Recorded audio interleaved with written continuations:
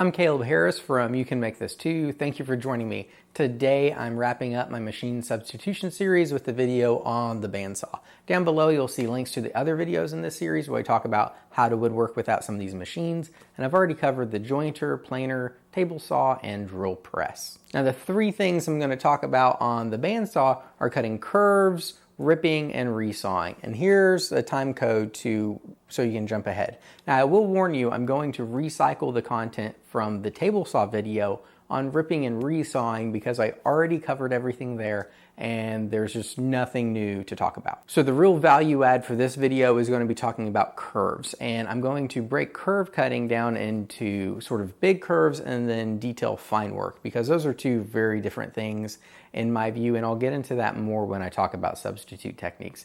Now cutting curves is pretty self-explanatory.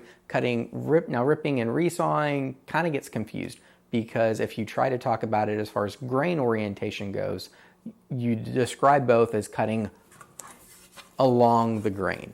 And ripping and resawing really only matters whenever you're dealing with wood that is rectangular when viewed from the end and not square. If it's square, then there really isn't a difference between ripping and resawing as far as I'm concerned. But with a standard board like this is approximately 1x6. If I cut it this way, that would be a rip cut, because even though I'm cutting along the grain, I'm cutting along the wide part. But what resawing is really about is it's about taking one board and making thinner boards from it. So you can resaw super thin pieces of veneer, or just take a thick board and make thinner boards out of it. Say if I had a 1-inch thick board or a 2-inch thick board and I just needed 3/8 boards or 1/2-inch boards, resawing would be how you could achieve that. And that's what the bandsaw really excels at, besides curves, because on a bandsaw you have this really tall blade height. Now on smaller 14-inch bandsaws you normally only have about 6 inches of resaw capacity, but that's generally more than your table saw has. And on most of those saws you can also add a riser block to get you up to 12-inch. This is a 17-inch saw that has a 12.5-inch resaw capacity. So theoretically I can resaw boards up to 12.5 inches. Now blade tension and motor strength and a whole bunch of other things come into play in resawing. But there really aren't too many substitutes, because that is what the bandsaw is really made. First, I'm going to talk about cutting curves. And on the bandsaw, depending on what kind of blade you have in, you can cut really intricate detailed things or just large sweeping fair curves. So I'm going to break my explanation of substitute techniques into sort of details and then also rough. So here's the time code for rough curves, and first I'm going to talk about detail. Now, if you have like a 14 TPI 1/8-inch blade in your bandsaw, you can get some really fine detail that I wouldn't want to try to replicate with like a jigsaw or router. It's just not going to happen. But a coping saw or a fret saw is a great tool for doing small detail work. Another substitute would be a scroll saw, which I don't have, and it basically uses a blade like a fret saw or a coping saw would use, except it has a motor behind it, so you don't have to manually crank your saw. Now for the big sweeping curves, I definitely wouldn't want to use something like this or a scroll saw, because it's going to take forever. But that's where a jigsaw and or a router come in really well. Now a jigsaw, obviously, because it just has this floating blade, it's easy to follow any curves you want.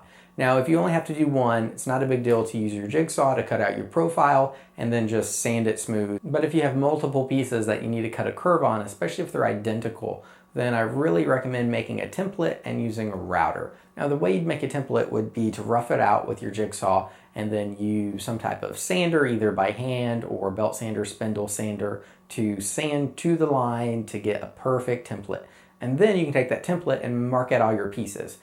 Now, if you're moving a lot, trying to hog it all out with a router will be a lot of strain on your router. But what I would recommend doing is jigsawing out most of the waste, but staying away from the line, and then using a template bit in a router to follow the template and bring your curve in perfectly.